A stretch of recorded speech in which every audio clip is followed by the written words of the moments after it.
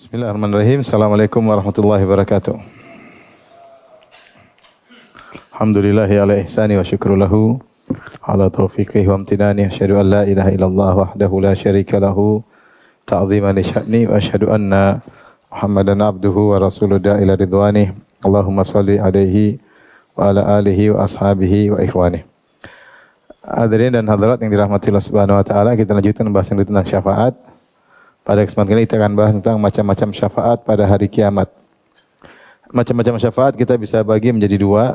Yang pertama adalah syafaat umum, maksudnya pemberi syafaatnya Nabi dan juga selain Nabi Muhammad sallallahu alaihi wasallam. Yang kedua adalah syafaat khusus buat Nabi sallallahu alaihi wasallam. Buat Nabi sallallahu alaihi wasallam. Baik, adapun yang pertama syafaat umum Nabi Muhammad SAW, nabi-nabi yang lain juga, mungkin malaikat, mungkin kaum mukminin, mungkin para syuhada, mungkin anak-anak ya, sebagaimana kita sudah sebutkan siapa-siapa saja yang beri syafaat. Maka di antaranya misalnya satu, model pertama, calon penghuni neraka tidak jadi masuk neraka.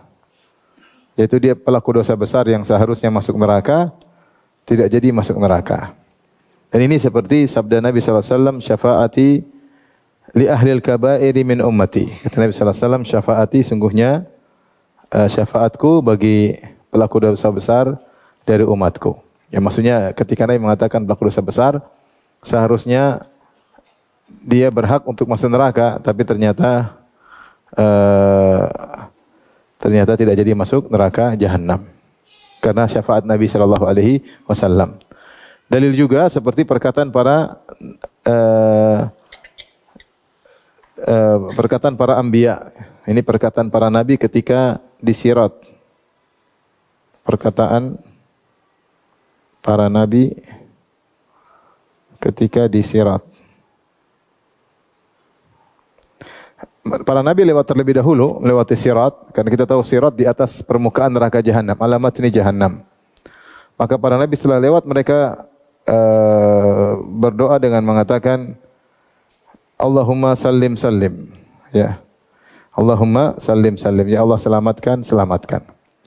Selamatkan. Itu jangan sampai mereka masuk dalam neraka jahanam. Tentu di antara orang-orang yang didoakan tersebut ada yang dikabulkan doa para nabi, yaitu selamat dari neraka, dan di antara mereka ada yang tidak dikabulkan. Yang dikabulkan maka akan selamat dari terjatuh dalam neraka jahanam. Ini dalil bahwasanya mereka sebenarnya berhak masuk neraka, tapi didoain oleh para nabi, Allahumma sallim sallim. Ya Allah, selamatkan dan selamatkan. Akhirnya sebagian mereka selamat berkat doa para nabi. Ini model pertama, dan ini kemungkinan seharusnya masuk neraka enggak jadi masuk neraka karena syafaat Nabi dan juga mungkin syafaat kaum mukminin yang lain. Kemudian juga syafaat model kedua adalah untuk penghuni neraka agar keluar dari neraka. Ini sudah kita bahas tentang perkataan kaum mukminin ketika mereka sudah selamat dari neraka jahanam, kemudian mereka meminta kepada Allah Subhanahu wa taala agar Allah memberi syafaat bagi saudara-saudara mereka yang ada dalam neraka jahanam. Sebagaimana kita sebutkan pada pertemuan lalu, mereka berkata, ikhwanuna kanu yusalluna ma'ana, kanu yahujjuna ma'ana. Ya Allah, sungguhnya saudara-saudara kami dahulu mereka salat bersama kami, mereka dahulu berhaji bersama kami, dan mereka di neraka. Sampai Allah mengatakan, keluarkan orang-orang yang kalian kenal. Jadi sudah masuk neraka, kemudian dikeluarkan. Sudah masuk neraka, kemudian dikeluarkan. Dan orang-orang keluar neraka, dari neraka disebut dengan jahannamiyun, yaitu yang pernah alumni neraka ya. Jahannamiyun ya. Semoga kita tidak termasuk dari apa? Mereka. Semoga kita langsung masuk surga. Amin ya rabbal alamin. Nah, inilah terutama hadis-hadis ini yang paling diingkari, model pertama, model kedua paling diingkari oleh orang-orang Mu'tazilah dan Khawarij. Nanti akan kita sebutkan, karena menurut Mu'tazilah dan Khawarij, kalau dia masuk neraka enggak bakalan keluar. Kalau dia masuk neraka enggak bakalan keluar. Kemudian yang ketiga adalah penghuni surga agar naik derajatnya, Di antaranya firman Allah Subhanahu wa taala, "Walladzina amanu wattaba'athum dzurriyyatuhum biimanin alhaqna bihim dzurriyyatahum." Dan orang-orang yang beriman lantas diikuti oleh anak-anak mereka, maka kami susulkan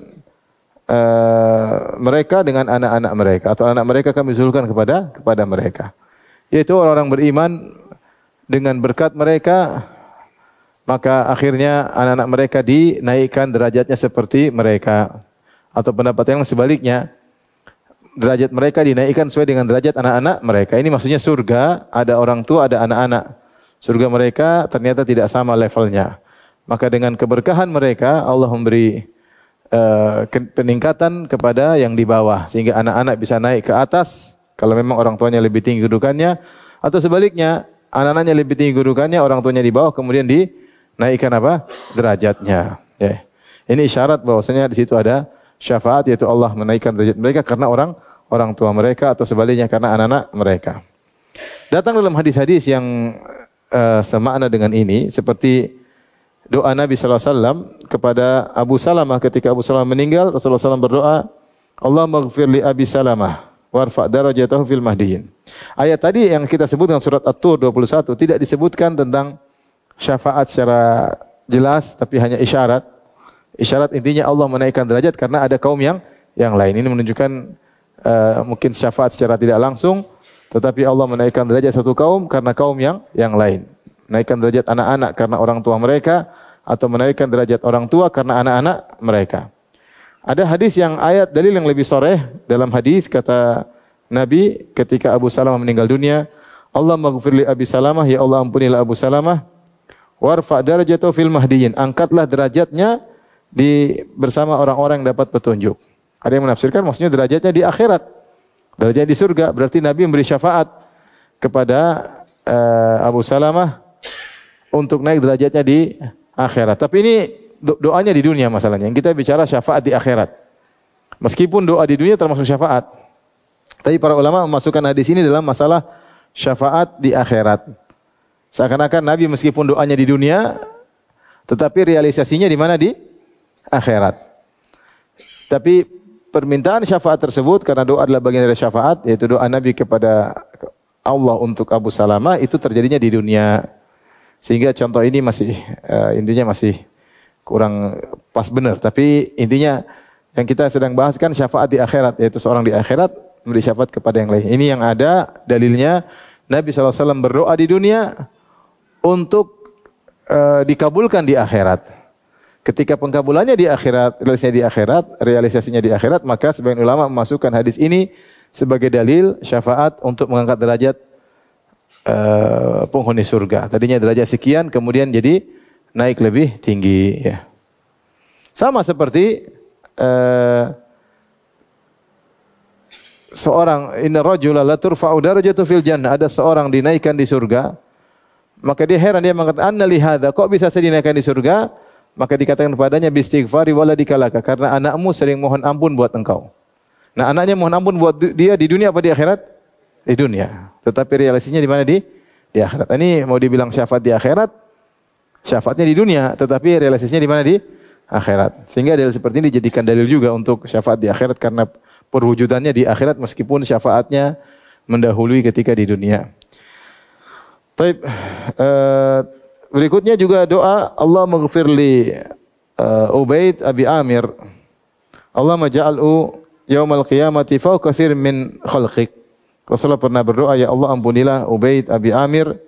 Ya Allah jadikanlah dia pada hari kiamat kelak di atas banyak daripada hamba-hambamu, yaitu unggul dari banyak hamba-hambamu. Ini juga contohnya sama, doanya di dunia, pengkabulannya di mana? Di akhirat. Sehingga sebagian ulama ya ada yang masukkan ini dalam syafaat model ini, ada yang mengatakan tidak dimasukkan. Tapi secara logika itu mungkin terjadi. Sebagaimana di dunia seorang minta kepada saudaranya derajatnya di akhirat, mungkin di akhirat juga demikian. Dia meminta syafaat kepada Allah agar sebagian orang di surga dinaikkan derajatnya. Sebagaimana disebut dalam surat At-Tur tadi ayat 21, Allah mengangkat sebagian orang di surga derajatnya ya karena kaum yang lain. Anak diangkat derajatnya supaya nyusulin bapaknya, atau bapak diangkat derajatnya supaya nyusulin apa? Anaknya. Karena level mereka di surga berbeda ya. Kalau ini berlaku, maka bisa jadi seorang suami minta izin kepada Allah untuk memberi syafaat kepada istrinya agar levelnya sama. Mungkin atau tidak? Tapi kalau mau enggak mau itu urusan belakangan. Kalau mungkin. Sebagaimana seorang istri, mungkin dia minta agar diizinkan beri syafaat kepada suaminya supaya levelnya sama dengan dia. Karena kemungkinan level berbeda mungkin atau tidak? Mungkin, sangat mungkin. Ya, sebagaimana anak dan orang tua sangat mungkin levelnya berbeda. Tapi ini adalah syafaat umum berlaku kepada siapa saja. Nah, ada syafaat khusus buat Nabi sallallahu alaihi wasallam. Yang pertama syafaatul uzma. Syafaatul uzma ini kelebihannya bermanfaat buat mukmin dan kafir. Kafir secara nyusul, karena tujuannya adalah untuk agar Allah datang li faslil qada, agar Allah datang segera untuk memulai persidangan. Jadi ketika manusia dibangkitkan di padang mahsyar yang sangat panas, matahari jaraknya 1 mil, kemudian orang-orang berdesak-desakan, sehingga kalau sudah berdesak-desakan panas juga. Jadi panas bersumber dari atas, panas bersumber karena desak-desakan, keringat bercucuran, sehingga begitu panas sangat berat ya. Maka orang-orang ingin segera Allah datang memulai persidangan. Sampai kapan mereka mau tunggu? Ada yang mengatakan mereka tunggu 1000 tahun lebih, ada yang ratusan tahun. Karena proses hari kiamat dari awal kebangkitan sampai surga neraka itu 50.000 tahun. 50 tahun. Nah, di antaranya waktu menunggu. Menunggu itu ada berapa tahun? Ada khilaf di kalangan para salaf. Ada yang mengatakan 1000 tahun lebih, ada yang mengatakan ratusan tahun. Intinya berdiri di situ lama ya. Dan di antara perkataan indah Ibnu Al-Ghazali rahimahullah taala, beliau berkata, siapa yang di dunia suka mengeluarkan keringat karena di jalan Allah, maka keringatnya akan sedikit di padang mahsyar. Dia keringat untuk membantu orang tua, dia keringat untuk misalnya salat malam, dia keringat untuk berjihad fisabilillah, dia berkeringat untuk pergi ke masjid, dia berkeringat membantu orang susah. Siapa yang sering berkeringat karena Allah di dunia, maka hari kiamat insyaallah keringatnya semakin sedikit. Siapa yang tidak, maka dia akan banyak keringatnya pada hari kiamat kelak. Nah, karena penungguan yang lama, maka mereka ingin segera Allah datang memulai persidangan. Datanglah hadis yang masyhur, mereka datang kepada Nabi Adam. Mereka memanggil Adam, anta abul bashar, wahai Adam, engkau adalah nenek moyang para anbiya. Khalaqakallahu biyadayhi, Allah telah ciptakan kau dengan kedua tangannya, wa asjadalaka malaikatah, Allah menyuruh para malaikat sujud kepadamu. Amata ma nahnu fih, tidak kau lihat bagaimana kondisi kami? Ala tashfa' lana inda rabbik. Sini perkataan manusia, wahai Adam, kami ini adalah cucu-cucumu semua, tidakkah kau beri syafaat bagi kami di sisi Allah agar Allah memulai persidangan? Maka Adam berkata, nafsi, nafsi. Jiwaku.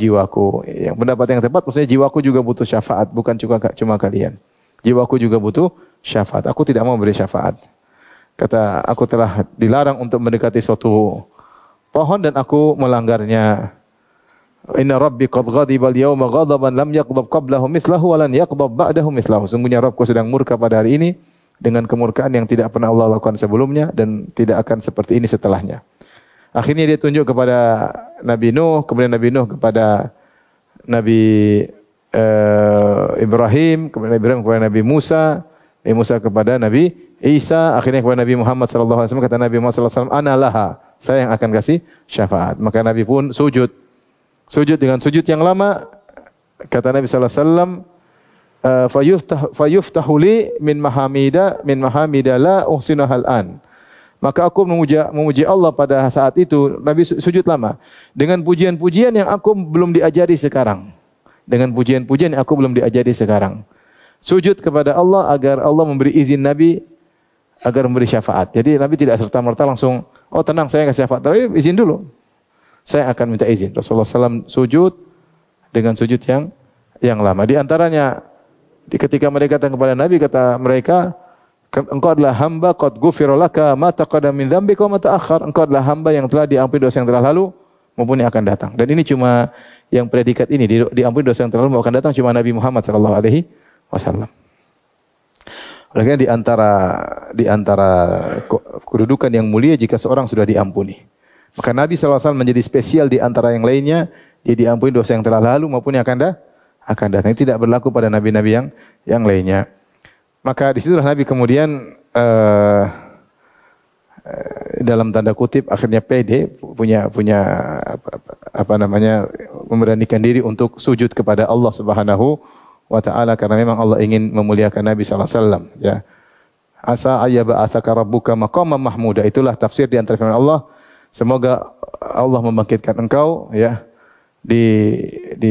dengan suatu kedudukan yang mulia. Wa minal laili fatahajjat, ya. Kata Allah, di malam hari maka bangunlah untuk salat tahajud. Karena Allah mengatakan semoga Allah membangkitkan engkau di tempat yang mulia. Ini di antara keutamaan tahajud luar biasa. Ya, di antaranya Nabi bertahajud, kemudian Allah mengatakan semoga Allah bangkitkan engkau di tempat yang mulia. Maka kemudian Nabi pun diizinkan Allah, kata Allah, ya Muhammad irfa' ra'sak washfa' tushaffa' was'al tu'tah. Wahai Muhammad, angkat kepalamu, berilah syafaat, kau akan beri syafaat, dan mintalah kau akan diberikan.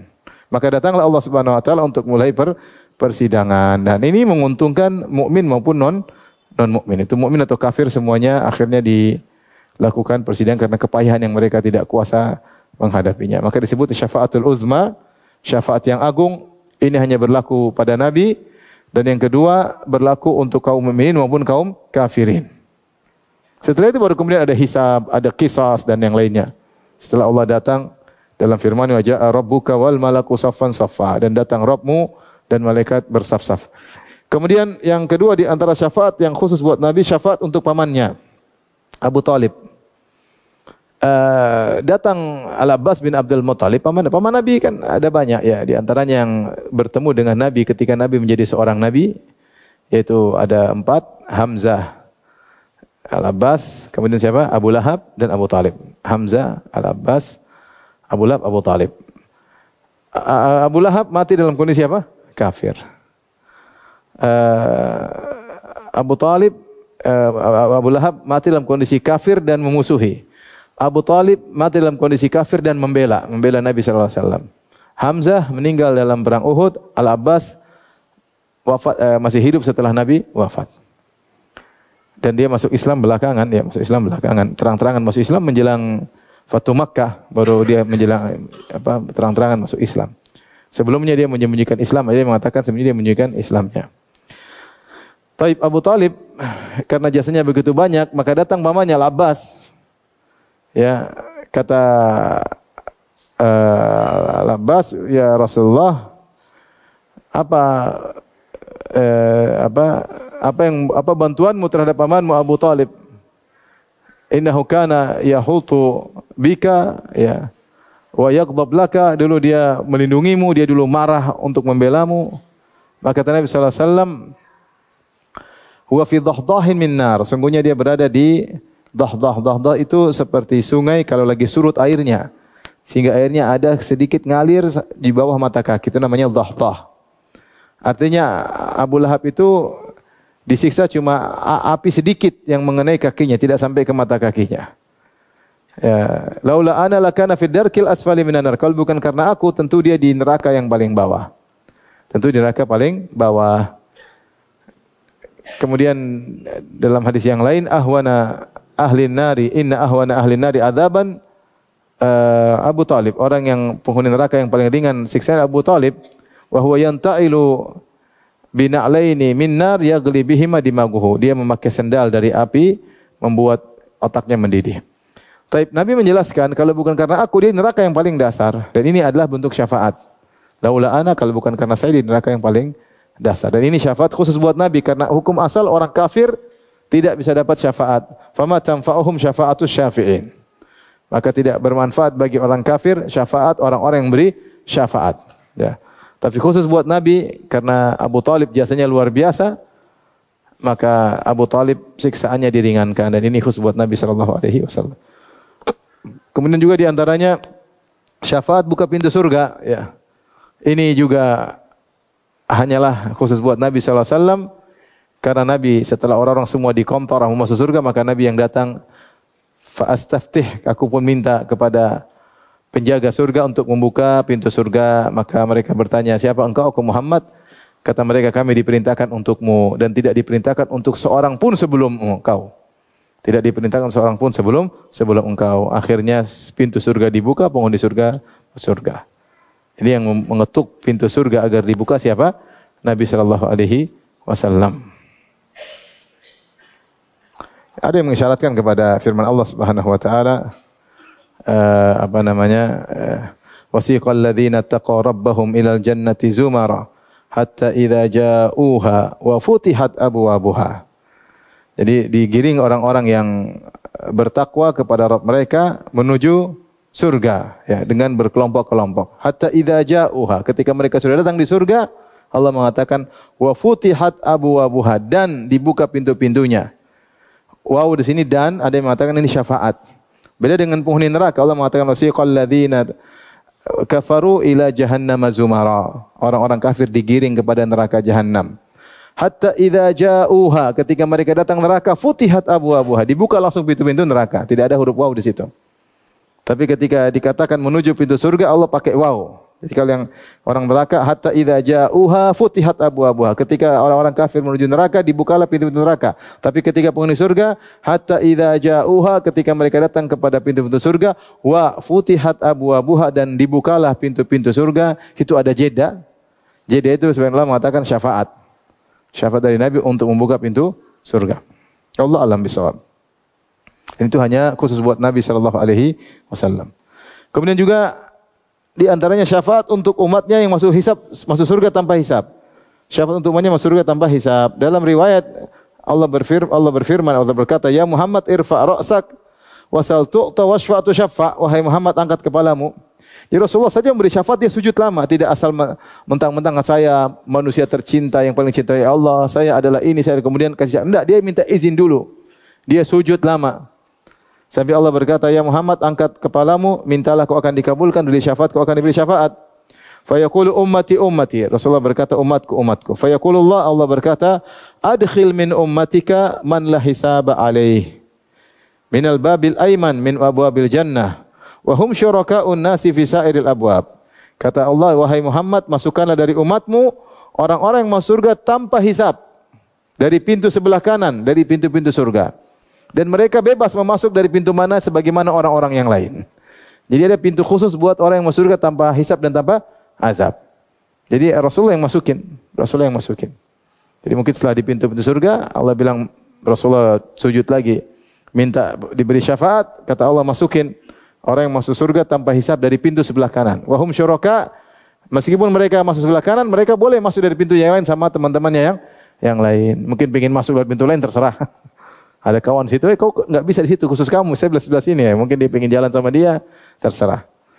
Tapi intinya dia bebas masuk dari pintu mana saja. Tapi khusus buat masuk surga tanpa hisab di pintu sebelah kanan. Dan ini juga syafaat khusus buat Nabi Muhammad sallallahu alaihi wasallam.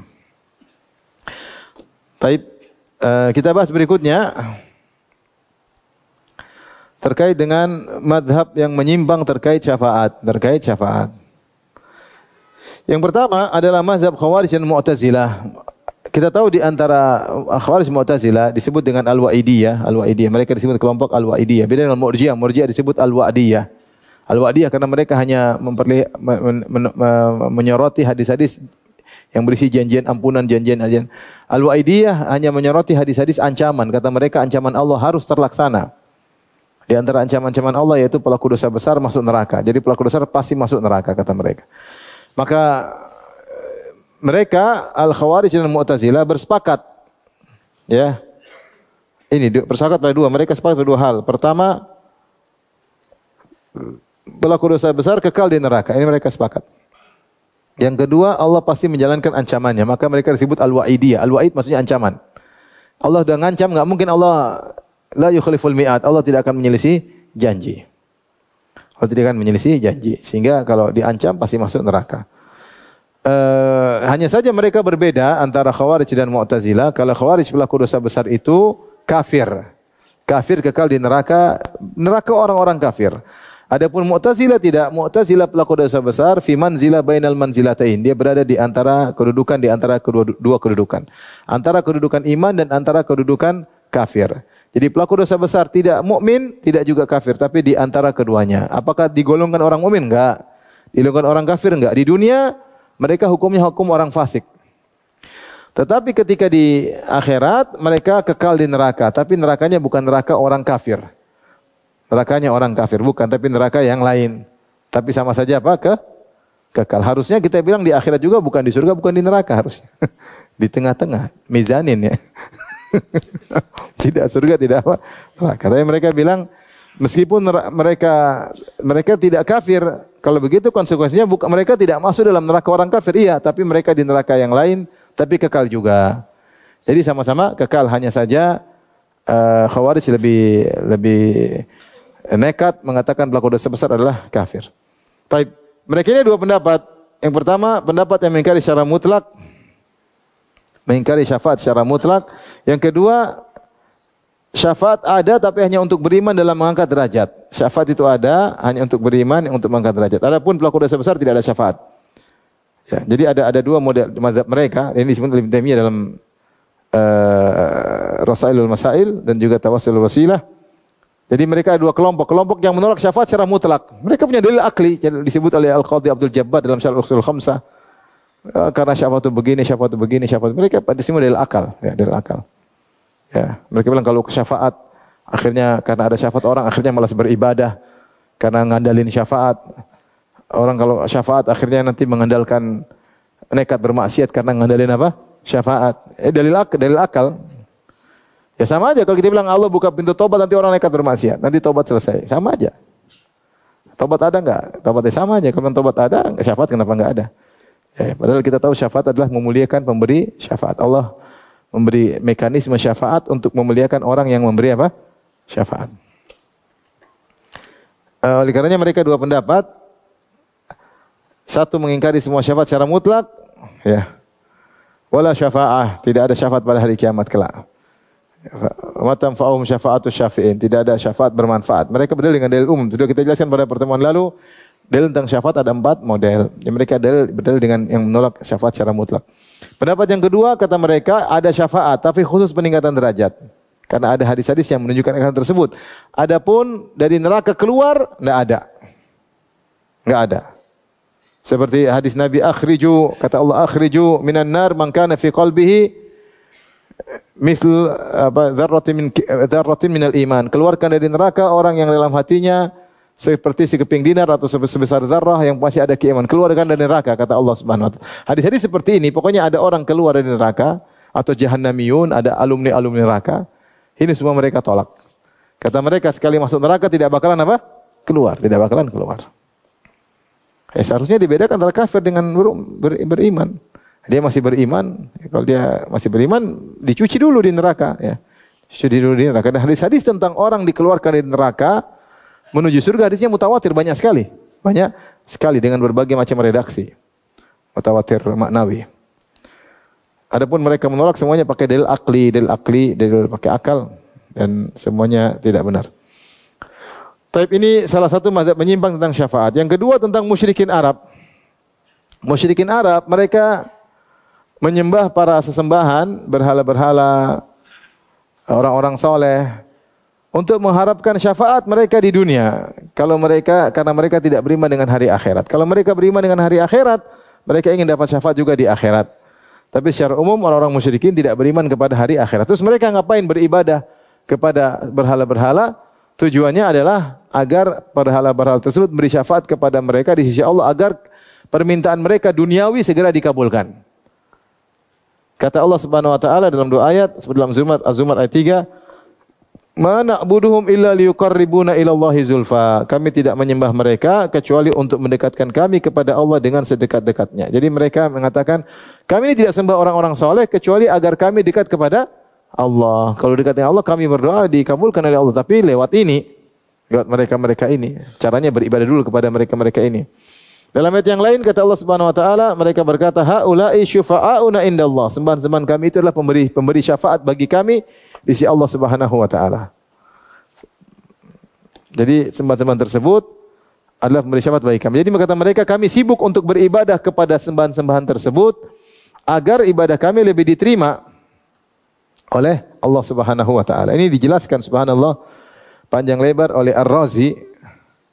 Ar-Razi meskipun dia ulama Asy'ariyah dalam tafsirnya ketika dia menafsir ayat ini dia memberi tafsiran kenapa mereka menyembah berhala-berhala. Di antaranya beliau berkata di Rabi'ah dan kemungkinan yang keempat mereka beribadah kepada berhala-berhala, kata Razi, annahum wada'u hadhil asnam wal awthan ala suwari anbiya'ihim wa akabirihim. Mereka dahulu orang-orang musyrikin Arab, mereka membuat patung-patung ini dan berhala-berhala ini sesuai dengan bentuk nabi-nabi mereka dan pembesar-pembesar mereka. Wa za'amu annahum matashtaghalu bi ibadati hadhihi tamathil fa inna ulaikal akabira takunu syafa'alahum indallahi ta'ala. Dan mereka meyakini orang musyrikin Arab, kapan mereka tersibukkan untuk beribadah kepada patung-patung berhala-berhala orang-orang soleh ini, patung-patung para nabi, maka para nabi tersebut, para pembesar-pembesar tersebut akan menjadi pemberi syafaat bagi mereka di sisi Allah. Kemudian kata Razi, wa nadhiruhu fi hadzal zaman, wa nadhiruhu fi hadzal zaman, dan semisal ini yang terjadi di zamanku. Beliau wafat 600 sekian, itu abad ke-6, di akhir abad ke-6. Beliau berkata, dan semisal orang musyrikin dahulu seperti orang-orang zaman sekarang di zaman beliau. Wa nadhiruhu fi hadzal zaman, dan semisal itu di zaman sekarang ini, ishtighalu katsirin minal khalqi bi ta'dhimi kuburil akabir. Sibuknya banyak orang dengan mengagungkan kuburan-kuburan orang-orang pembesar, orang saleh. Sama dengan orang musyrikin dulu, kata Ar-Razi. Ala i'tiqadi annahum idza azzamu kuburahum fa innahum yakununa syufa'a lahum indallah. Dengan meyakini kalau mengagungkan kuburan-kuburan ini, maka mereka penghuni-penghuni kubur ini akan menjadi pemberi syafaat bagi mereka di sisi Allah. Ini Razi yang bilang, ya bukan saya. Ini tokoh Asy'ariyah yang bilang. Ini model orang sekarang kuburan-kuburan, pengen cari cepat, ini jalan pintas. Ini udah ke orang kubur orang soleh, sibuk situ, ada yang bernazar kepada mereka, ada yang minta lewat mereka. Nanti memberi syafaat, connecting langsung dengan Allah. Kita ini siapa dan macam-macam. Ini kata Razi seperti orang musyrikin zaman dahulu. Ya, ini tadi saya sebutkan. Ini juga mirip dengan musyrikin zaman sekarang. Lihat perkataan Razi dalam tafsirnya Mafatihul Ghaib atau Tafsirul Kabir, jilid 17 halaman 227. Baik, di antara penyimpangan musyrikin zaman sekarang, mereka mengkiaskan syafaat di akhirat dengan syafaat di dunia. Jadi mereka minta-minta, ya, tapi syafaat mereka dunia, syafaat mereka di dunia. Subhanallah, ada pergeseran ya. Orang-orang kalau Nabi bilang mengatakan zurul kubur fa innaha tudzakirukumul akhirah, ziarahlah kubur agar kalian ingat apa? Akhirat. Jadi orang ke kuburan sunnahnya mendoakan penghuni kubur. Ini tujuan yang pertama, ya. Kemudian Rasulullah ajarkan untuk berdoa. Yang kedua untuk mengingat apa? Akhirat. Untuk mengingat akhirat. Makanya Rasulullah kalau orang datang ke kuburan suruh berdoa. Assalamualaikum ala diyar minal mu'minin wal muslimin. Insyaallah bikum la lahiqun nas'alullaha lana wa lakumul afiyah. Kita suruh berdoa ya Allah, berilah kepada kami dan kepada penghuni kubur keselamatan. Jadi tujuan ziarah kubur dua, mendoakan mayat karena mayat sudah tidak bisa lagi berdoa. Yang kedua untuk ingat akhirat. Sekarang kembali datang ke kuburan, ya, bukan mendoakan mayat, minta doa dari mayat. Minta doa dari mayat bukan urusan akhirat, urusan dunia. Ya Allah, semoga rezeki lancar, semoga. Jadi sudah enggak ada ingat akhirat sama sekali. Ingatnya dunia, datang kuburan untuk mengganggu orang yang sudah mati. Yang kedua minta apa? Dunia. Kenyataan seperti itu. Makanya disogok, kasih duit sama penjaga-penjaga di situ. Jadi ini syafaat, ini juga pemberi syafaat kepada penghuni kubur. Double syafaat, silsilah syafaat, ya. Subhanallah. Jadi benar-benar penyimpangan ya terhadap syariat. Tanya apa? Dunia. Tanya dunia. Suruh ingat akhirat, ingat dunia. Taib. Orang-orang yang melakukan peribadatan kepada penghuni kubur, jangan bilang tidak ada, yang ada yang sujud pada mereka, ada yang minta-minta kepada mereka secara langsung, ya. Ya, mungkin ada yang tidak minta-minta langsung, ada yang bilang tolong sampaikan kepada Allah, ada yang begitu. Tapi ada yang bilang sembuhkan anakku, ada. Yang sujud kepada ada yang kemarin katanya, itu kan sujud kuburan, maksudnya sujud kepada kiblat. Ternyata semua sisi ada yang sujud. Katanya kan ada yang bantah, itu jangan sujud di kuburan. Enggak, itu maksudnya sujudnya ke arah kiblat. Kita dilarang sujud ke arah kuburan. La tusallu ilal kubur. Nabi bilang, jangan salat ke arah apa? Kuburan. Ini malah sujud ke arah kuburan. Ternyata bukan juga ke kiblat. Di kuburan itu ada yang dari sini, ada yang dari sini, ada yang dari sini. Ya, gimana? Jadilah kuburan itu kiblat. Orang terlalu berlebihan. Ternyata yang dikiblat-kiblatin tadi kuburnya palsu. Kan sedih banget gitu maksudnya. Sedih banget, sudah nangis-nangis, ternyata nggak ada isinya ya. Alhamdulillah nggak ada isinya, kalau ada isinya lebih parah. Tapi intinya ya ini tersebar di tanah air kita. Tapi mereka sering menyampaikan, kamu minta langsung, nggak akan sampai. Kamu tuh siapa, banyak dosa. Nggak akan sampai kalau minta lewat orang soleh. Dan ini selalu mereka gitu. Disampaikan oleh Al-Alusi dalam tafsirnya. Jadi saya waktu kecil juga dibilang gitu. Ngapain kau berdoa sama Allah? Dalam Al-Alusi saya nukil kalau nggak salah dalam buku saya lupa Kasyfus Syubhat atau dalam buku Syarah Qaulul Arba. Dia bilang Al-Alusi penulis buku Ruhul Ma'ani, tafsir Ruhul Ma'ani. Saya waktu kecil dibilang gitu. Kamu main minta langsung dari Allah, nggak akan sampai. Kau siapa? Lewat si wali fulan langsung sampai. Jadi minta lewat wali fulan. Ya. Jadi ini tentu kenapa dia menganggap Allah seperti apa? Seperti seorang raja ya. Kalau di dunia tentu raja berbeda dengan Allah Subhanahu wa taala. Subhanallah. Kalau raja dia tidak tahu kondisi rakyatnya semua, ya tidak. Dia tidak tahu. Allah tahu enggak seluruh hamba-hambanya? Tahu. Jangan kan benda mati, jangan benda hidup, benda mati Allah tahu. Ma tasqutu min waraqatin illa ya'lamuha. Tidak ada satu daun pun yang jatuh kecuali Allah tahu tentang daun tersebut. Jangankan kita, hewan-hewan pun. Wa ma min dabbatin fil ardi illa 'ala Allahi rizquha wa ya'lamu mustaqarra mustaudaha. Tidak ada satu hewan pun melata di atas muka bumi kecuali Allah menanggung rezekinya. Allah tahu di mana dia menginap, Allah tahu di mana dia mencari rezeki. Dan Allah tahu rezekinya awal sampai rezeki akhirnya. Baca tafsir tentang wa ya'lamu mustaqarra mustaudaha. Allah tahu itu hewan, apalagi manusia. Itu hewan yang tidak dibangkitkan untuk dihisap aja. Atau dibangkitkan dari surga neraka aja enggak Tetap Allah tahu, apalagi kita yang akan dibangkitkan untuk dihisap kemudian masuk surga dan neraka. Allah lebih tahu. Jadi Allah tahu tentang semua. Ya'lamu kha'inatal a'yun, Allah tahu lirikan mata. Ya. Kalau raja dia enggak tahu kamu siapa? Bahlul enggak tahu. Presiden enggak tahu kamu, harus lewat menteri. Tapi kalau Allah ngapain? Allah tahu tentang kita. Ya. Allah tahu tentang kita, hambanya secara detail. Yang kedua, kalau raja memang dia butuh menteri. Dia butuh menteri atau tidak? Butuh. Raja tidak butuh siapa, Allah tidak butuh siapapun. Yang ketiga, menteri itu kalau mau kasih syafaat tidak perlu minta izin raja. Udah, Pak Presiden, ini anak buah saya. Dia langsung ngomong. Kenapa? Karena dia tahu presiden butuh dengan dia, raja butuh dengan dia, sehingga dia langsung kasih syafaat tanpa minta izin kepada Allah Subhanahu wa taala. Dan kemudian kalau raja kasih bantuan, dia kadang meskipun tidak ridho kepada orang tersebut, cuma karena enggak enak sama menteri, dia tidak. Ya udah kasih. Meskipun dia belum tentu dia suka sama orang ini, tapi karena enggak enak sama menteri, dia suruh kasih. Ya, Allah enggak ada. Hanya Allah yang ridho, yang Allah kasih. Kemudian yang paling bahaya orang ketika minta syafaat, hati dia terpaku kepada pemberi syafaat, bukan kepada Allah Subhanahu wa taala. Ini yang paling bahaya. Di sinilah rahasia syirik, ketika orang-orang minta melalui perantara-perantara, minta kepada sang perantara, hati mereka tergantung kepada sang perantara, bukan kepada Allah. Seperti kalau kita pergi ke menteri dekat sama presiden. Pokoknya kalau menteri sudah ACC selesai. Jadi hatinya terpaut kepada Allah atau kepada menteri? Menteri, karena menteri kapan ACC selesai urusan. Oh tenang, ada orang dekat. Pokoknya dekat dia selesai. Itu yang terjadi juga ketika seorang minta kepada perantara, dia hatinya kepada sang perantara. Dia lupa sama Allah. Enggak usah minta jimat aja. Orang pakai jimat, dia hatinya kepada jimat atau kepada Allah? Pada jimat. Makanya kata Rasulullah SAW, man allaqa syai'an wukila ilaihi. Siapa yang menggantungkan suatu, dia hatinya akan dibuat bertawakal kepada suatu tersebut. Sehingga dia lupa kepada Allah, dia fokusnya kepada jimat. Itu berjimat, apalagi minta kepada mayat. Jadi banyak orang-orang yang kemudian, dan mereka terang-terangan bikin logika ini. Kamu tahu raja, kalau raja mana bisa minta langsung. Kamu kalau mengundang saya masa bisa langsung? Saya kan lewat asisten saya dulu. Dia mau kiaskan Allah dengan dirinya, subhanallah. Allah maha tahu, ente maha bahlul, tahu enggak?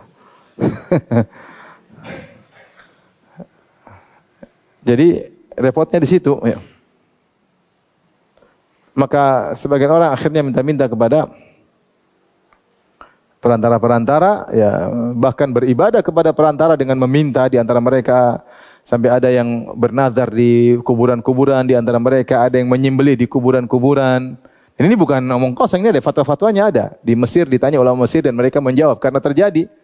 Syaitan bisa mewahyukan macam-macam kepada manusia ya untuk beribadah di kuburan dan yang lainnya ya. Tapi yang menjadikan kuburan lebih ramai daripada masjid. Kuburan lebih ramai daripada masjid. Ya. Tapi yang terakhir di antara penyimpangan terhadap syafaat orang-orang sufi ya. Orang sufi disinggung. Antum baca buku Asy-Syafaat karangan Abdurrahman bin Yahya Al-Muallimi. Risalah tipis syafaat bagus ya. Dia isyaratkan sebagian orang sufi ya berlebih-lebih tentang syafaat, pede bisa ke syafaat. Ini contoh. Ada yang berkata, tenang muridku, murid-muridku tidak ada yang dihisap apalagi diazab, aman. Kalau jadi muridku tidak ada hisap, berarti dia yang tanggung, berarti dia kasih syafaat nanti. Tidak ada yang dihisap. Pokoknya masuk surga tanpa hisap, jadi muridku. Subhanallah. Kamu aja masuk neraka gitu.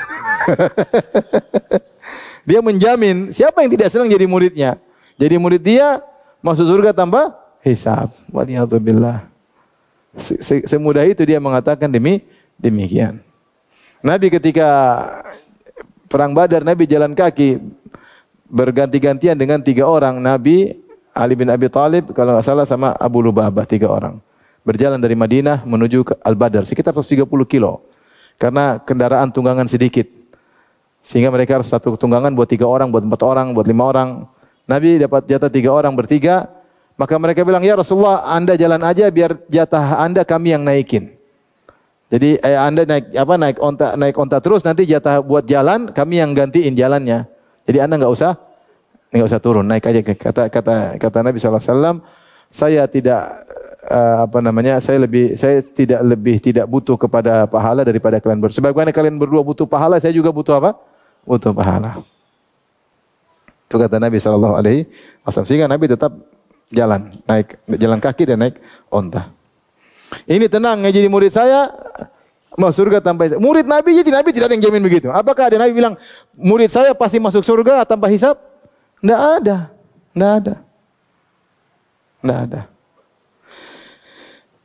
Kemudian juga ada yang mengatakan, tenang, nanti saya tunggu kalian di pintu surga. Sampai semua muridku masuk dulu baru saya masuk. Tenang. Siapa yang enggak senang jadi murid dia? Ya, sudah. Dan ini buka pintu kesenangan bagi pelaku maksiat, mau tukang disko, mau tukang joget, mau tukang dangdutan, mau tukang buka aurat, tenang, yang penting diridhoi oleh sang guru, aman. Ya, ini membuka pintu syafaat karena sang guru sudah menjamin. Muridku semua nanti saya enggak masuk surga, saya jamin sampai kalian semua masuk surga. Masya Allah. Begitu murid yang masuk semua, pintu surga tutup. Ini dari mana seperti ini? Ini apa jual-jualan syafaat? Ini duniawi semua. Gimana pelaku maksiat enggak tenang? Senang ngapain ngaji di Ahlus Sunnah, di sunnah ditakut-takutin melulu. Kalau ini aman. Ada juga nanti saya keluarkan orang neraka, tenang, saya keluarkan, tenang, gampang saya keluarin. Ada yang saya tiup neraka mati, subhanallah. Ini lebih hebat lagi dari syafaat. Nabi aja beri syafaat sujud dulu. Ente tinggal cium neraka mati semua, subhanallah. Tapi pengikutnya banyak seperti enggak tahu ya. Nanti kalau ada mungkar nakir tanya, bilang saja kamu muridnya Mbah Fulan, aman. Jadi kayaknya nama memberi syafaat kepada nakir mungkar. Oh, sorry kata mungkar nakir, fadal. Muridnya Mbah Fulan, Kiai Fulan, Habib Fulan, ada aman, enggak jadi tanya. Rata kontakon meneh, selesai aman, selesai. Dari mana Ustaz? Iya. Ini bagaimana sebenarnya? Jadi menjual syafaat, menjual apa? Syafaat. Dan subhanallah bagaimana orang-orang ini digiring sampai ketika mereka pun ingin bertawasul dengan meminta-minta kepada mayat-mayat penghuni kubur, mereka tidak minta kepada Abu Bakar, Umar, Utsman, Ali, enggak. Yang mereka Habib inilah, wali inilah. Mana lebih afdal? Ini apa Abu Bakar? Mana lebih afdal? Mereka wali-wali yang mereka sebutkan, siapapun wali-wali tersebut, mau Abdul Qadir Jailani, mau Syadzili, mau siapapun, mau Al-Badawi yang mereka agung-agungkan. Mana lebih afdal daripada Abu Bakar As-Siddiq, Umar bin Khattab, kepada Ali bin Abi Thalib, Utsman bin Affan, Abdurrahman bin Auf, Zubair bin Awam. Itu mereka sudah dijamin masuk surga. Ini enggak jelas. Tapi begitulah digiring sehingga mereka pun ketika bertawasul kepada bukan kepada yang jelas para sahabat. Tapi begitulah ya, digiring dan digiring. Tapi ini adalah sebagian penyimbangan terkait dengan syafaat, dan dengan demikian materi kita telah selesai terkait dengan syafaat. Insyaallah kita lanjutkan pada kesempatan yang lain terkait dengan syarah al-aqidah Tahawiyah. Barakallahu bihamdik asyhadu an la ilaha illa anta astaghfiruka wa atubu ilaik. Assalamualaikum warahmatullahi wabarakatuh.